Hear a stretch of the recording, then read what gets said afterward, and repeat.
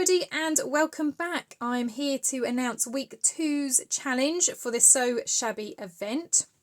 So alongside my new kit called Sew Shabby, which you can find in my Etsy shop, I am also running some challenges in the Line.Arrow Facebook group where we're creating lots of different sewing themed items that could possibly go into a journal that you are working on.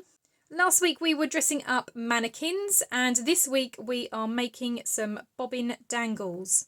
Now with each event I do give away some freebies, so you can find those freebies either in the Line.Arrow Facebook group or you can find them in my Kofi shop, both of which will be linked down below. So let's show you the freebies that you can get this week. So I have this page which has a set of decorated bobbins in 2 sizes and some different buttons. And there's also a background page for your journal. Now this page doesn't particularly have anything to do with the challenge, it's just a fun extra. This is the page that we're going to be using. Now if you have bought the full kit, then you will also have an ephemera page where you have some extra bobbins with different designs on. So you could use those as well for this challenge if you choose to. I have already gone ahead and I've printed this twice onto a thicker piece of paper, just so that I've got back and front, but you can of course print a completely different design on the back if you wanted to. And I have made some examples already, although I will go through and make a couple more on camera so you can kind of see the process.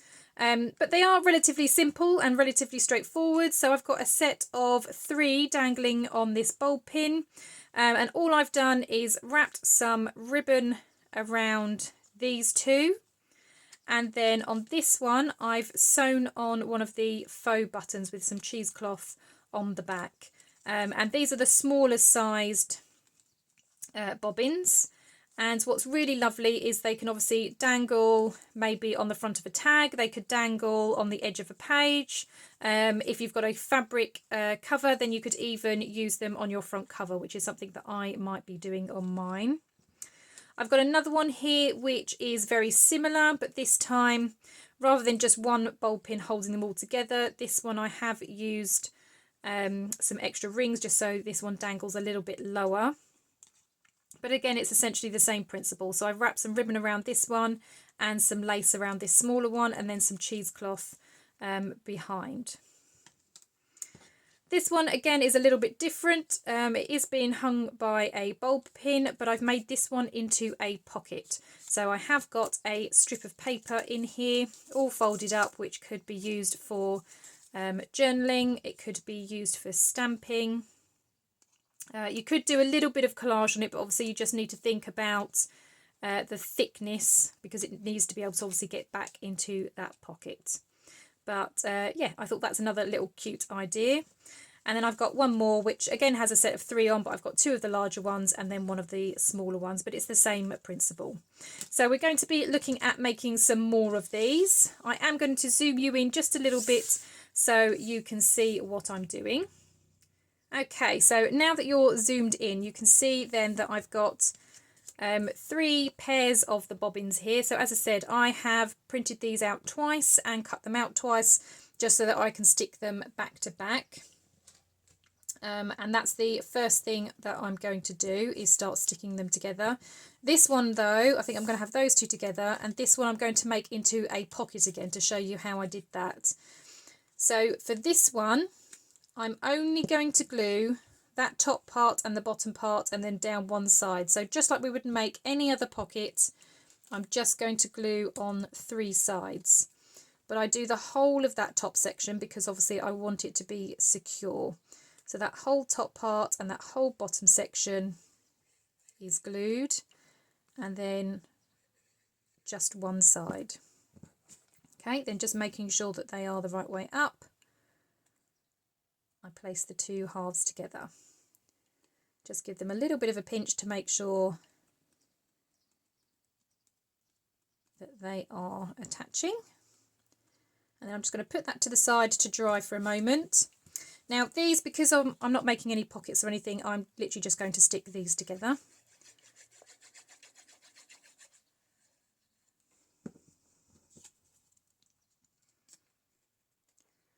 So we've got that one.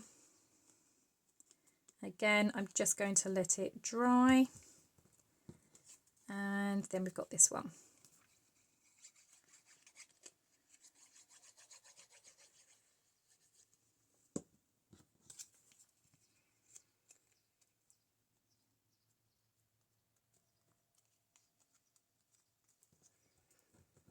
Okay, so I'm just going to let that dry.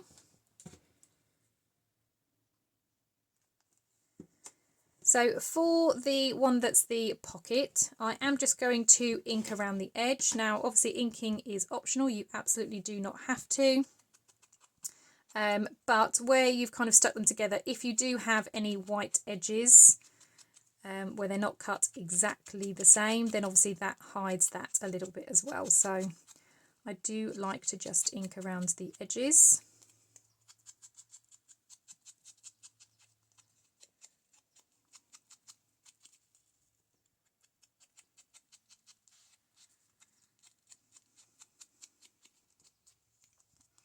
Okay, I am going to do the same on the other two and on that button as well.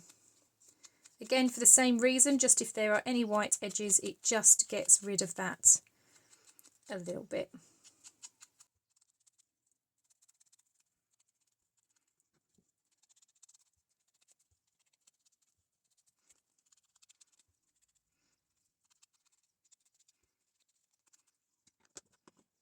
Okay, so that's those inks. I am just going to very quickly go around the edge of that button. Obviously this is a dark brown anyway, so it is just that edge. I've then got my thin strip of paper. This is the one that's going to get tucked into here. So I'm just double checking that it's the right width. And then obviously I've got my glue down one side, so I do come in a little bit, and I want the paper to poke out just so I'm able to pull it out a little bit. So I'm just going to fold it about there, and now I can carry on folding backwards and forwards until the whole strip's gone. Obviously you don't have to have the strip as long as this, you can make it as long or as short as you like. But I had some scraps in my scrap box, so I just thought I will try and use them up a little bit. So again, I'm just going to ink the edges.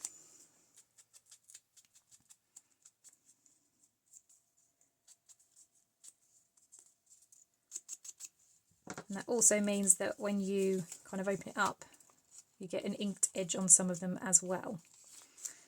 Okay.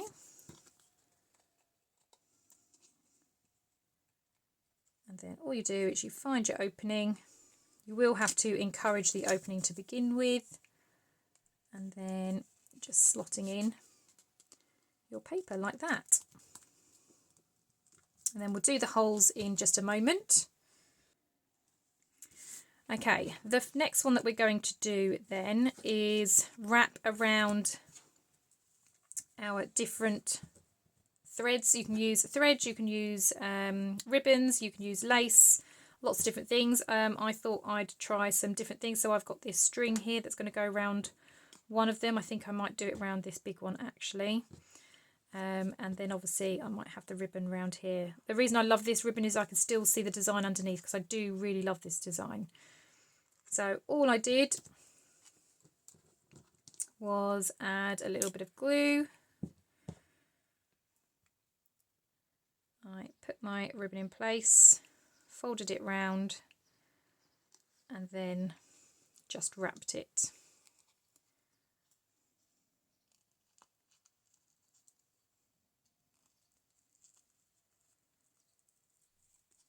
And when I came to the back, again, I'm going to put a little bit of glue on. You can use hot glue as well if you want an instant grab. But I just put a splodge of glue, and then using a clip just to hold that in place for a moment. And then this one, as I say, I'm going to do a little bit different. I want to be able to wrap the string around. So I think I'm going to leave a bit of a tail, and I'm just going to wrap this round.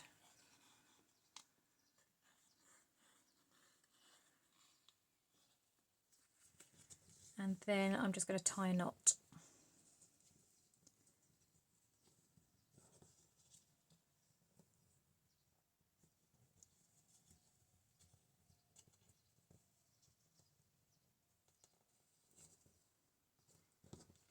Okay, so just tying a knot like that. I'm going to snip those a little bit shorter.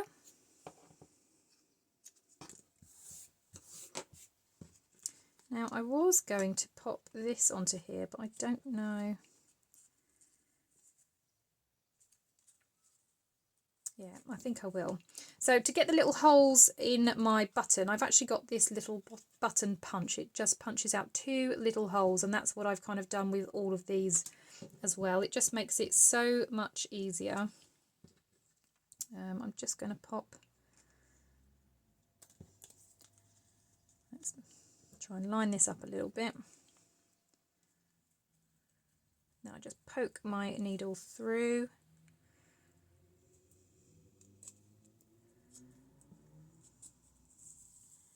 And I leave a little bit of thread coming out the other side. And then turn it over. And push my needle through again. And then obviously just make sure that I go through the next hole in the button. Like that. Oh, I don't want it going over that knot.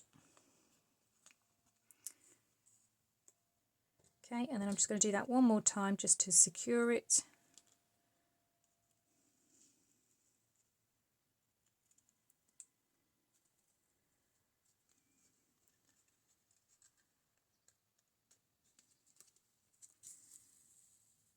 Oops.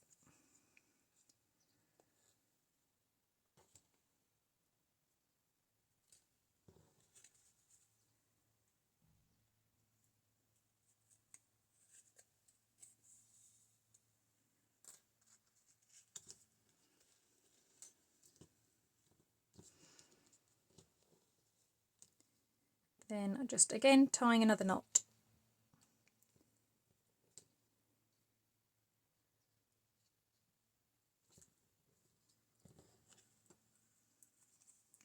Okay, and then again just snipping those, and that's my next one. So I've got that, and this should now be dry. Okay, so now that you've got your bobbins, and you saw how quick and easy they are to put together, it's just a nice little easy project, but I think adds some extra cool decoration to your journals.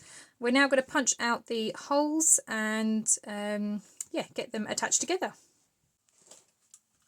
So I'm just using my crocodile just because it's easier, but whatever hole punch you have.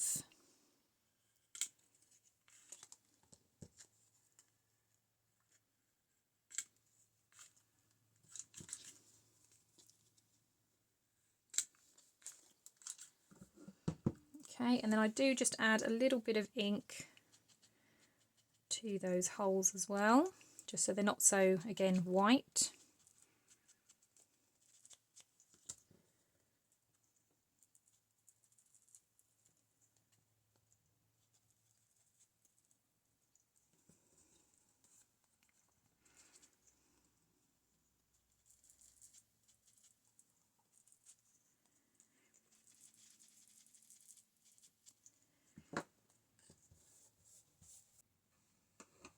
So again, I'm going to use a bit of cheesecloth with this one and a white bulb pin. So I'm just going to open up the bulb pin,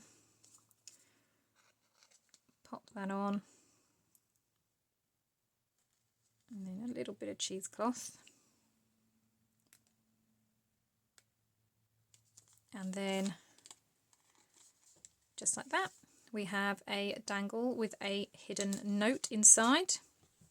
And then for this one, I'm going to do the same as this one. So I'm going to add a little bit of a chain between the two. So I've got these here,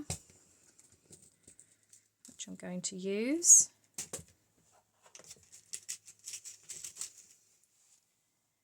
And a bulb pin. Now, I'm not very good with these split rings because they are fiddly, and I'm not very good with fiddly projects.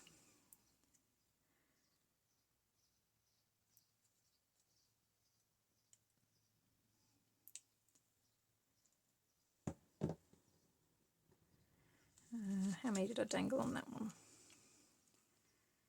It's 2. 1, 2.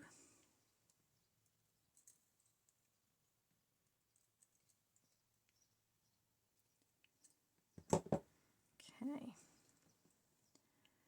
Then one of them at the bottom.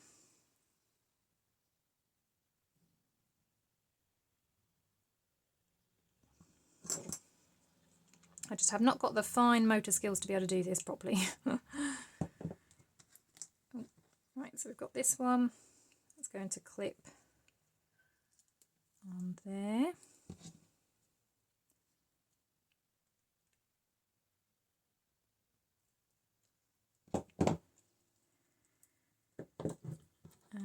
Then I think I used some cheesecloth again, didn't I? So let's see. We can have that.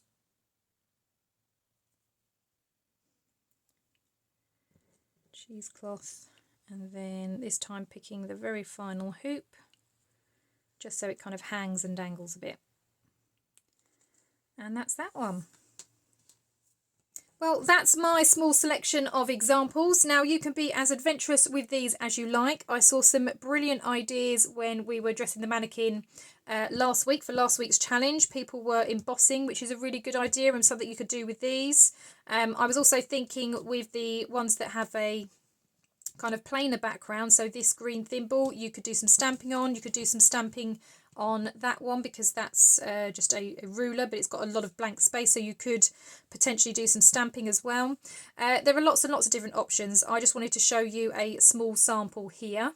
If you are going to be taking part in the challenge and you're posting your pictures, make sure you're using the hashtag Sew Shabby, because I would love to see what you're getting up to. And there'll be a winners drawing at the end of July once all the challenges are finished and people have had a chance to catch up. And yeah, if you post and you use that hashtag, I will have 3 winners at the end who can win a free kit from my shop. I do just want to also say that you don't have to complete the challenge in the week that I post it. So I know some people have been off on holiday and they've perhaps missed week 1. That's fine. You can do week 1's challenge in week 2 or week 3. And even in week 4. Week 4 is kind of the catch-up week. So you've got pretty much the whole of July to get through the challenges. You may decide that you may not want to participate in all of them. You may only participate in one of them. Again, that's fine. So long as you've posted your picture and you've used that hashtag. If you've only participated in one challenge, then obviously your name only gets entered once. But if you are posting in each of the challenges, then obviously the more you post, the more your name gets entered. Well, that's everything from me. I'm about to go and get cracking with my own sewing journal. So for now, that is everything, and I'll see you all in the next crafty video. I'll see you later now. Bye bye.